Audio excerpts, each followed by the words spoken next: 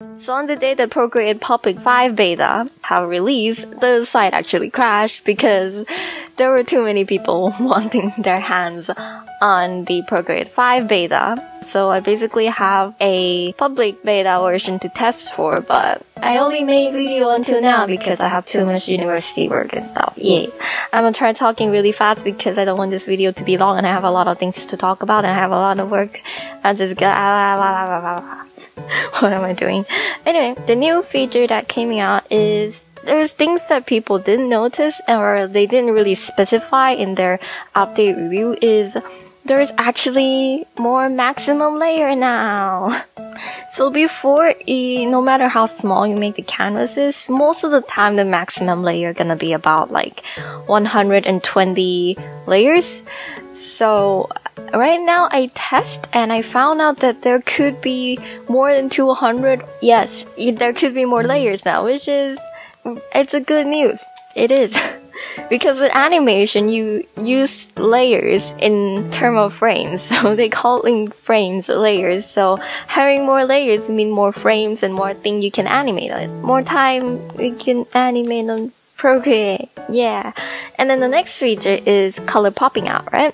So I'm really used to just clicking onto the color to pick things. So I didn't really notice much differences in my workflow, but you can choose to have it to be the palette. So if you have the palette for like your character design or something, you can just click on the palette that's dropping out, so you don't really have to always click into the color panel to get the colors. So that's really useful and it makes things a lot more faster and easier and stuff. And then you can just drag the color in and all those stuff. And then the next thing about the color is there is a new color harmony now. So, I'm really bad with the color territories and like harmony and stuff. And right now I'm in a university and that's the requirements. I have to learn color harmony. And this came out just right in time. It being a thing is really cool. It's very good. I mean, if you don't really know much about color harmonies, it might not mean that much to you, but eventually if you get deeper into the art stuff, you will know how important color harmonies are, and I think this will be very useful because now you don't have to go to external website or app to find the color harmonies. The next thing that they added into the Procreate is the Brush Studio, but I really have no clue what's going on here, so I only use one brush or two or three, but so it seemed cool. Other people will do cool things with it, not me though. Look at other YouTube videos, there's so much out there.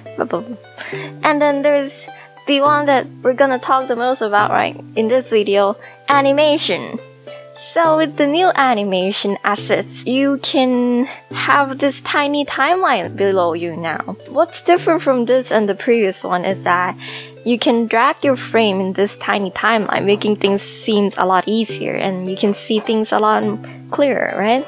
And you also have a hold frame function where you can have a single image extend farther than its single image. You don't always have to duplicate it to make it stand still. So that's a really useful feature. Then there's also introduced an onion skinning, which is useful. It's useful for drafting and stuff. Yay! Next. So because a lot of people don't really know how to use Procreate, I'm gonna try my best to explain how the animation feature works too. So this is how you import a video, right? There is many different ways that you can import videos into Procreate. Last time that I released my video, people were confused as to how do you import videos. So easily to import videos, you just have to click the photo on your gallery and then just click into a video you want to import. Now, if the video is too long, then Procreate wouldn't be able to import it in because that would mean it will exceed the layer or frame limit. So be careful on that a bit. I'm not exactly sure how long the maximum length you can import into Procreate currently is, but it exists. So if you want to make a completely new animation, you can create a new size for the animation too. So the size I used for my animation is 1920 x 1080p. Many people use different lighter size, but this is my go-to because it's the normal television size. You can also just use the normal screen size, of course. You can use any size possible, but if you want to make a YouTube video, this is the typical screen size for YouTube video. So I'm using this. And then to turn on the animation asset, you go to the menu, Canvas, and turn on the animation asset button. And then there's gonna be a little timeline popping down below now. Yay! So there's a play, setting, and add frame buttons. Little buttons to explore, which it's nice because it's very easy to understand and you don't really have to be a really intermediate animator to understand all of that. Because, you know, with Clip Studio and like many other animation software, you look at the buttons and you go like, wait, so what? So I'm gonna get into the things in the settings. So the first thing in the setting is frame per second. Typically for frame per second, if you want to do animation, anime style, most people use 24 frame per second. But usually people animate in 12 frame per second to make because if you really truly animate everything in 24 frame per second, it will take too much time and actually it would be really wiggy, because there's too much lines that when it plays together, it wouldn't feel smooth. But that also take quite a lot of time, so you can half that down into 6 frames per second too. If you're lazy and you just want to do rough animation, which if you're a big studio, right, you have a lot of animators. A lot of people have times to do 12 frames per second and have a lot of people do the in-betweens. But if you are a single animators, a lot of animators that's indie animators, like solo animators, they actually sometimes just animates on 6 frames per second. I'm gonna try and show some of the videos that I found on Twitter that they basically animate 6 frames per second instead of 12 frames. But in all honesty, that's the default studio standards, right? But I just use whatever feels like, and like with the 2 animation that I did, like you see here, I use 8 frames per second or 10 frames per second, which just because it feels right. Wait, what? Anyway, next, onion skin frames.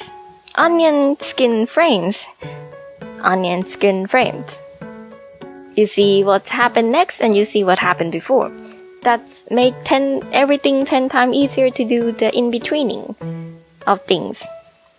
Yay! Onion skin opacity is basically the opacity of the things of the onion skinning.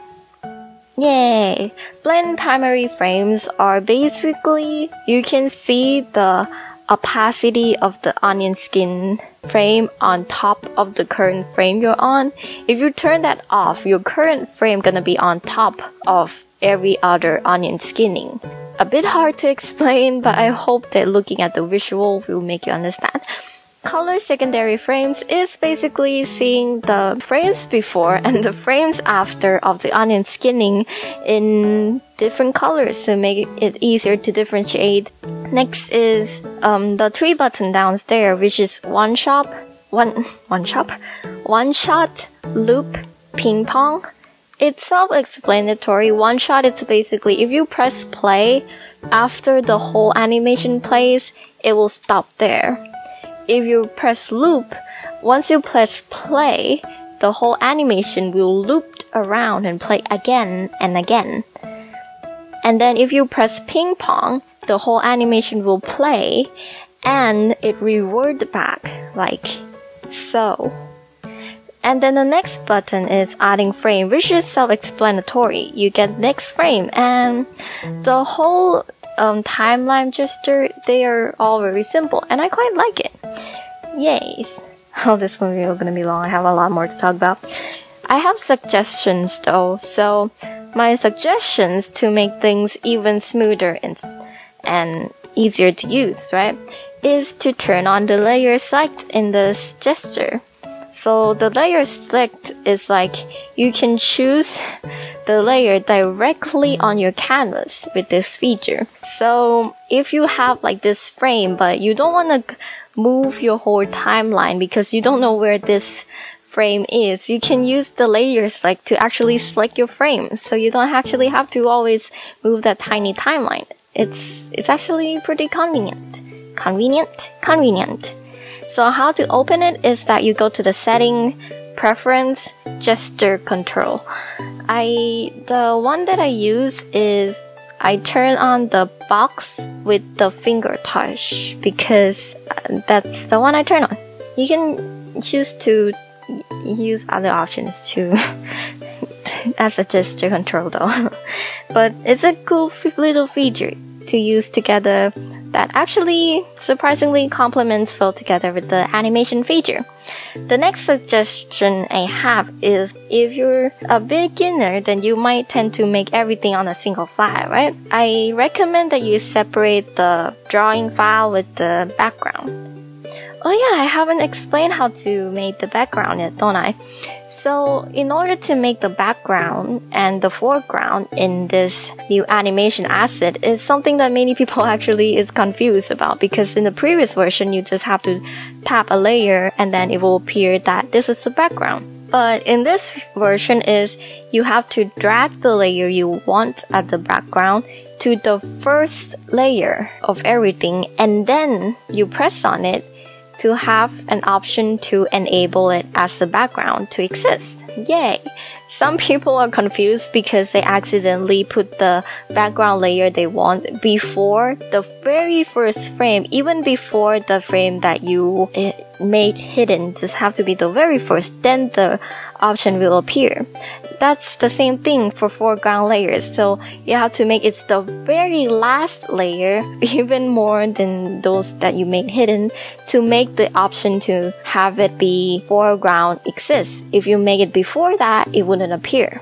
So be aware on that if you want to make the background and the foreground layers. Oh god, morning voices.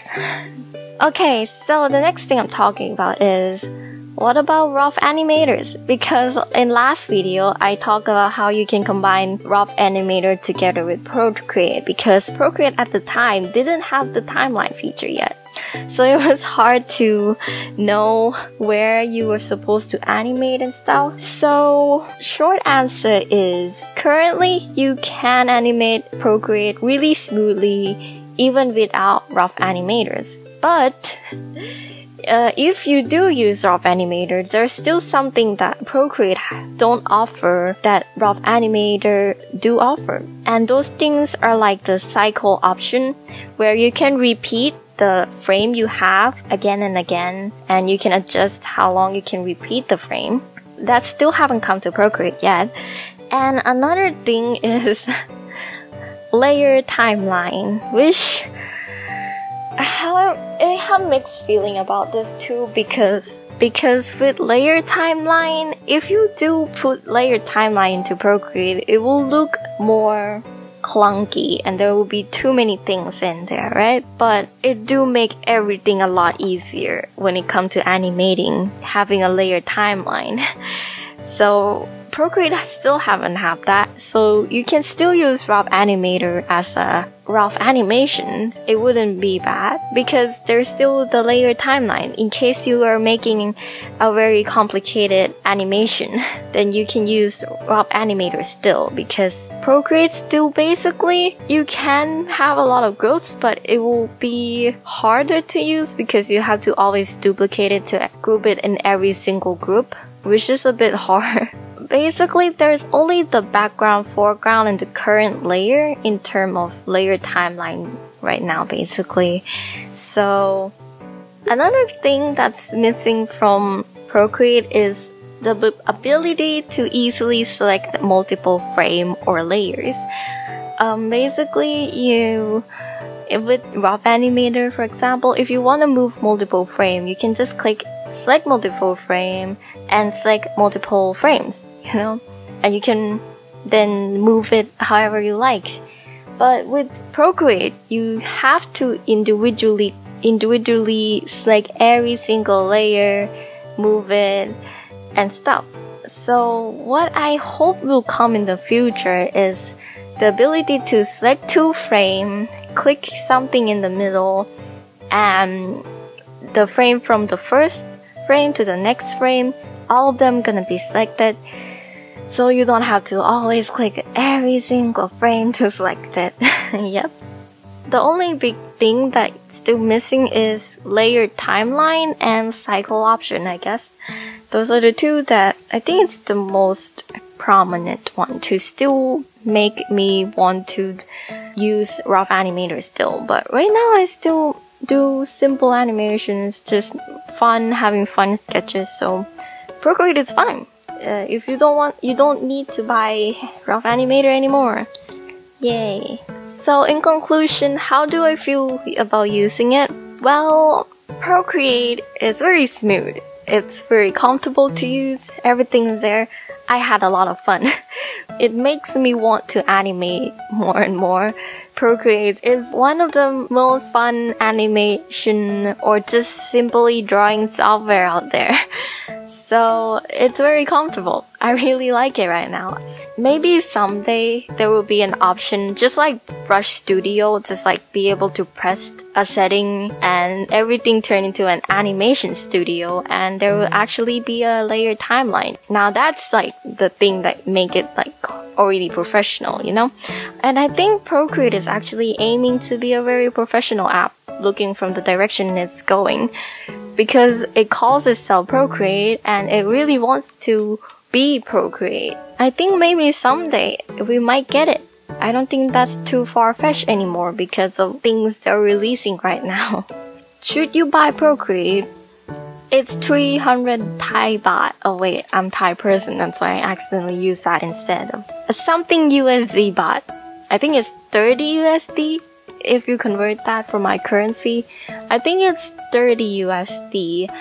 It's really cheap. I understand that if you're like someone who doesn't have a credit card or debit card to buy an app, it will be annoying because I was in that position not so long ago. I didn't have a credit card or debit card, so buying apps, it's a bit troublesome unless you ask your mom, which is something hard because she'll probably go like, yeah, you sure it's gonna be a good idea? You're gonna take it, you're gonna buy games, aren't you? You're gonna buy games, aren't you?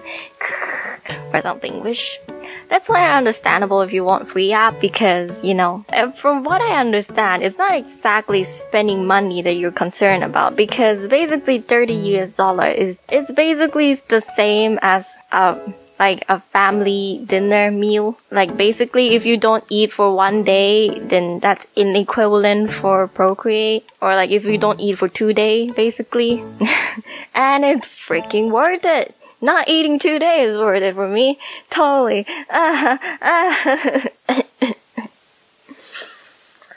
Yeah, so wait, what was I talking about again? What I suggest is try and go back to your mom. I can't convince them and I don't know how you will convince them, and maybe they will forgive you. Just say to them that this gonna be this will be really good investment for your future.